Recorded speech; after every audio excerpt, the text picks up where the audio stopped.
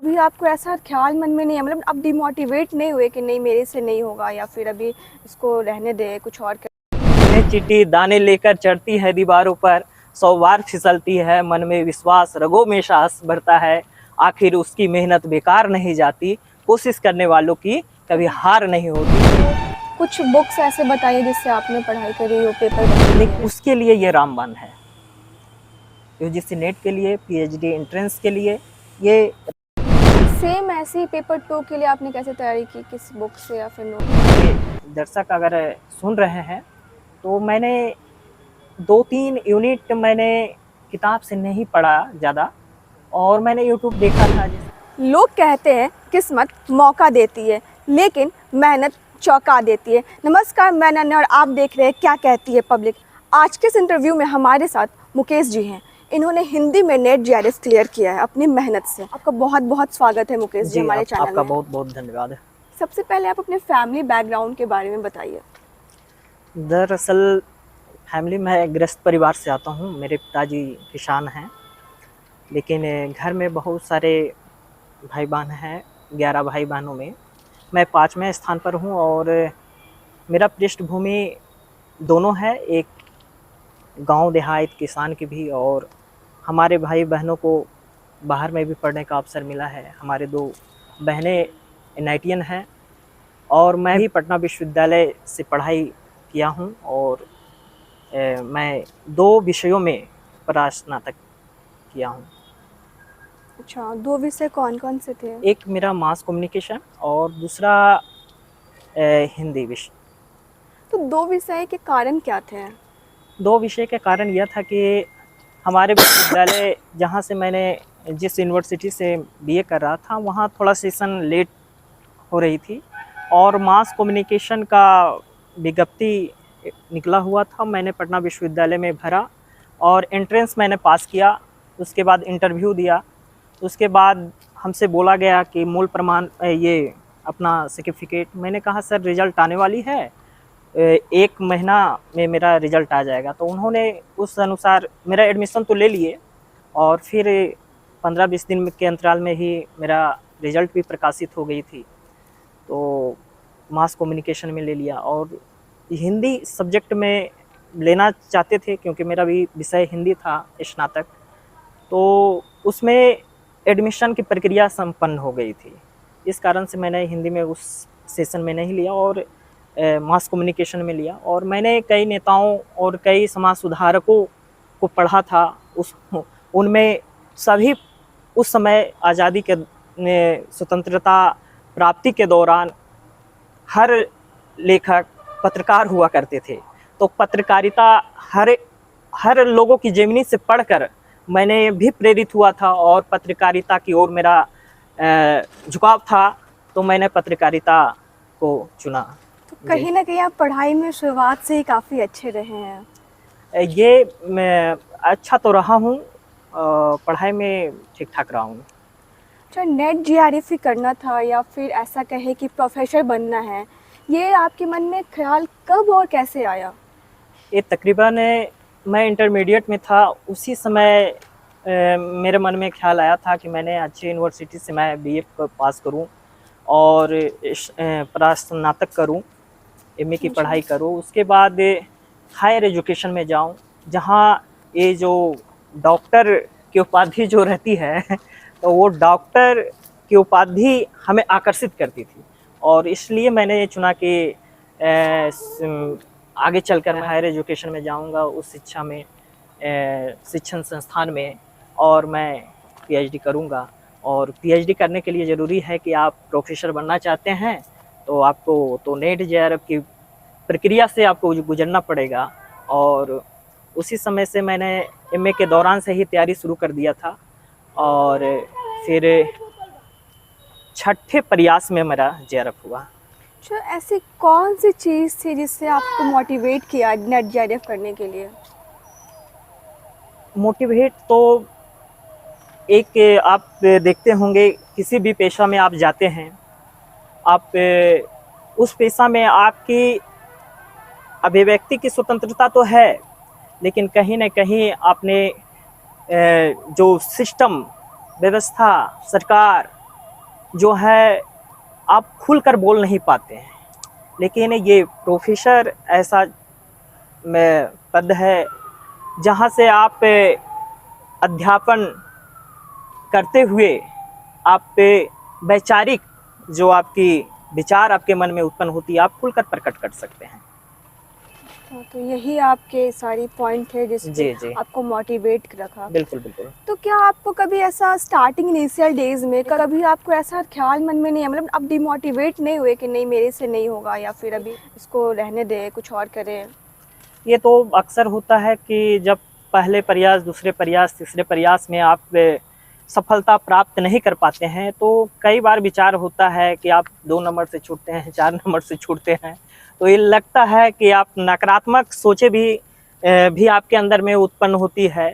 लेकिन आपने कोशिश करने वालों की कभी हार नहीं होती। नन्हे चींटी दाने लेकर चढ़ती है दीवारों पर, 100 बार फिसलती है, मन में विश्वास, रगों में साहस बढ़ता है, आखिर उसकी मेहनत बेकार नहीं जाती, कोशिश करने वालों की कभी हार नहीं होती। ऐसी पंक्तियाँ और ऐसी जो प्रेरित करता हो, तो ऐसे चीज़ों को अक्सर पढ़ता था और कई लोगों को सुना था कि मतलब कई बार पराजय मिली, उसके बाद सफलता प्राप्त हुई।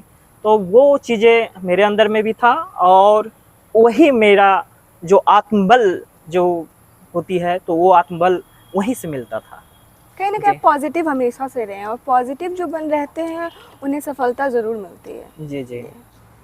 जैसे कि नेट जेआरएफ में पेपर 1 और 2 होते हैं, तो आपने पेपर 1 की तैयारी कैसे किया और किस बुक से या फिर किस नोट से या फिर कह लें कि यूट्यूब वीडियो से आपने कैसे तैयारी करी, वो बताइए। जब आप यूजीसी नेट की तैयारी कर रहे होते हैं तो आपको फर्स्ट पेपर और सेकंड पेपर एक नज़रिए से देखना होता है। एक तरह से आप देखते हैं कि 50 अंक फर्स्ट पेपर में होते हैं और 100 क्वेश्चन जो 100 प्रश्न सेकंड पेपर में होते हैं। तो फर्स्ट पेपर का भी एक प्रश्न का 2 नंबर मिलता है और सेकंड पेपर का भी 2 नंबर मिलता है। तो 150 अंक की रहती है, 150 क्वेश्चन होती है और 300 अंक का ये प्रश्न रहता है। तो अब हम समान रूप से तैयारी किए थे इसके लिए और दोनों के प्रति उतना ही समर्पित थे तैयारी में। तो कुछ बुक्स ऐसे बताइए जिससे आपने पढ़ाई करी हो पेपर 1 के लिए। देखिए, फर्स्ट पेपर के लिए आप केवीएस मादान का नाम अगर एक लेना हो, केवीएस मादान का ले सकते हैं। ऐसे कई बाज़ार में कई प्रकाशन की किताबें उपलब्ध हैं। आप कोई किसी एक किताब को भी अगर बेहतरीन ढंग से आप पढ़ाई करते हैं तो वो पर्याप्त है। और सेम ऐसे ही पेपर 2 के लिए आपने कैसे तैयारी की, किस बुक से या फिर नोट्स? सेकेंड पेपर के लिए आप ये आप सामने में देख रहे होंगे, हिंदी भाषा एवं साहित्य का वस्तुनिष्ठ इतिहास। ये सरस्वती पांडे और गोविंद पांडे दोनों पति पत्नी हैं, उनकी बुक है ये। इससे आपको सिर्फ यूजीसी नेट के लिए ही सहयोगी नहीं है, बल्कि आप बड़े बड़े यूनिवर्सिटी में आप एंट्रेंस एग्ज़ाम देते हैं तो उसके लिए ये रामबाण है।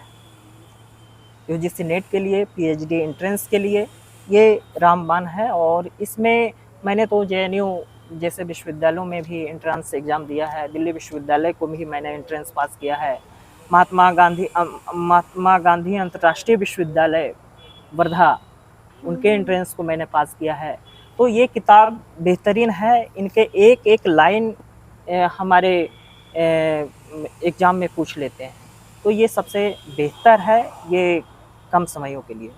लेकिन अगर आप मूल पाठ की बात करें तो आचार्य रामचंद्र शुक्ल जी का किताब है हिंदी साहित्य का इतिहास, वो मूल पाठ है और उनसे अगर आप पढ़ाई करते हैं तभी ये आपको समझ में आती है। इसके अलावे भी बच्चन सिंह का है हिंदी साहित्य का दूसरा इतिहास, राम स्वरूप चतुर्वेदी जी का है हिंदी साहित्य की संवेदना का विकास। तो ये आप पहले पढ़ लें और उसके बाद आप ये पढ़ें तो आपको एक ग्राफ की तरह आपके चल एक चित्र की तरह मतलब आपके सामने में उपस्थित हो जाएगा। और आपको कहीं से भी सवाल अगर आता है तो इन्हीं सब किताबों से आता है। तो अगर आप पढ़ लेते हैं तो अच्छी तरह से आप मतलब कहीं इन दोनों बुक्स से जितने भी आपने बुक्स बताए ये सब अगर आप एक बारी देख लेते हो तो चैट ग्राफ क्लियर हो जाएगा बिल्कुल बिल्कुल। स्टूडेंट्स के लिए, जिससे उनके लिए वो आसान हो जाएगा पढ़ना। जी जी। तो आपने दोनों पेपर को कैसे मैनेज किया, किसमें कितने समय दिए आपने? देखिए तैयारी का समय नहीं देख कर किया जाता है और मैंने समय नहीं देखा। जब पढ़ने का मन हुआ तब पढ़ाई किया, जब सोने का मन हुआ तब सोया। लेकिन फिर भी एक समय तय होगा ना कि इस समय समय पे पेपर जब 1 आप करना है, इस एग्ज़ाम समय पे के पेपर समय 2 होता करना है है। तो लगभग में 7-8 घंटा तो समय दिया ही जाता है। आप 2-3 बार में आप 2-2 घंटा भी अगर पढ़ाई करते हैं तो 7-8 घंटा हो जाती है। तो दोनों को समान रूप से देखकर मैंने पढ़ाई किया है। और जब सेकंड पेपर से मन उब गया पढ़ने में तो फर्स्ट पेपर की ओर मैथ रीजनिंग बनाना शुरू कर दिए। और जब उधर से मन उब गया तो इधर पढ़ाई करना शुरू कर दिया। दोनों ही पेपर महत्वपूर्ण है काफ़ी, दोनों तो दोनों दोनों बिल्कुल को मात्रा एक समय देना आपने सही बिल्कुल समझा। बिल्कुल बिल्कुल। और दोनों में 10-10 यूनिट हैं और हर एक यूनिट से लगभग समान उस अनुसार से मतलब जैसे सेकंड पेपर में 10 यूनिट हैं तो 10 यूनिट का आप पे 100 क्वेश्चन है तो 10-10 क्वेश्चन आता है। लेकिन उतार चढ़ाव होता है, किसी से 7 आ गया, किसी से 11 आ गया, किसी से 9 आ गया, तो इस टाइप का होता है। और फर्स्ट पेपर में भी वही दशा है, फर्स्ट पेपर में भी वही स्थिति है कि इसमें भी है रीजनिंग है, हायर एजुकेशन है, पीपुल एंड एनवायरमेंटल है। तो ये सभी चैप्टर जो हैं ये सभी उपयोगी हैं। और अगर हमारे दर्शक अगर सुन रहे हैं तो मैंने 2-3 यूनिट मैंने किताब से नहीं पढ़ा ज़्यादा। और मैंने यूट्यूब देखा था, जैसे विवेक की क्लास एक यूट्यूब चैनल है और उनका मैंने रिसर्च का जो पेपर है मैंने वहीं से पढ़कर अपनी समझ को विकसित किया। और उसके बाद किताब पढ़ने पर बिल्कुल स्पष्ट हो जाती है। तो इस तरह मैंने तैयारी किया। और किताब के साथ साथ मैंने यूट्यूब का भी सहारा लिया और कई चैनलों का लिया। लेकिन सबसे महत्वपूर्ण ये किताब है। ये किताब पढ़ लेते हैं तो सारी चीज़ें उसमें संकलित हो जाती है। आखिरी के 2 हफ्तों में तैयारी कैसे करें?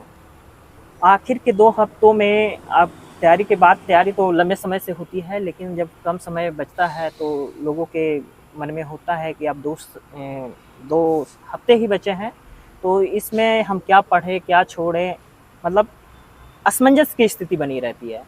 तो ये मेरा मानना है कि और मैंने भी वो अपने अध्ययन के दौरान मैंने किया है कि प्रीवियस ईयर क्वेश्चन जो पिछले 10-15 वर्षों की होती हैं, आप उनको अगर बना लेते हैं तो आपकी सारी समस्या का समाधान लगभग हो जाएगा। आपको समझ में आ जाएगी सवाल किस तरह से पूछे जाते हैं और उसकी जानकारी आपको मिल जाएगी। और इसके लिए भी एक ये किताब हम दिखाना चाहेंगे, यूथ कंपटीशन टाइम्स। इसमें सवाल 10 साल का 15 साल का दिया हुआ है। इसमें एक सवाल में 4 ऑप्शन होते हैं, लेकिन इसका चारों का व्याख्या किया हुआ है। तो इससे आपकी समझ बढ़ती है। और ये उसके लिए लास्ट समय में 2 सप्ताह में पढ़ने के लिए ये पर्याप्त है। और इसी का सेकंड पेपर भी आता है, उसका भी इसी तरह रहता है कि इसमें ऑप्शन जितने भी विकल्प हैं उनकी व्याख्या किया हुआ रहता है। तो ये समझ आपकी बढ़ती है। और सवाल कहीं से भी आए तो अगर ना भी जान रहे हैं तो कहीं ना कहीं आप एक बोलता है तुक्का मार लेना, तो उसमें भी आप सही कर सकते हैं। तो ये बेहतर है। तो कहीं न कहीं आखिरी के 2 जो वीक होते हैं उसमें हमें सॉल्व करने की तरफ जाना चाहिए, हाँ जो भी बिल्कुल लास्ट बिल्कुल प्रीवियस ईयर के बिल्कुल। एग्जामिनेशन और होते हैं। 2 सप्ताह क्या 1 महीना बचा हो तो करना शुरू कर देना चाहिए। हर एक दिन आप फर्स्ट पेपर एक ईयर का, सेकेंड पेपर एक ईयर का, दोनों को निरंतर आप बनाते जाइए और उससे आपका आत्मबल बढ़ेगा, कॉन्फिडेंस आपके अंदर में काफ़ी रहेगा और एक पॉजिटिव रहिएगा। अच्छा जी। जी हाँ। तो कहीं न कहीं अभी लास्ट के 1.5 मंथ बचे हुए हैं क्योंकि दिसंबर में एग्ज़ामिनेशन है।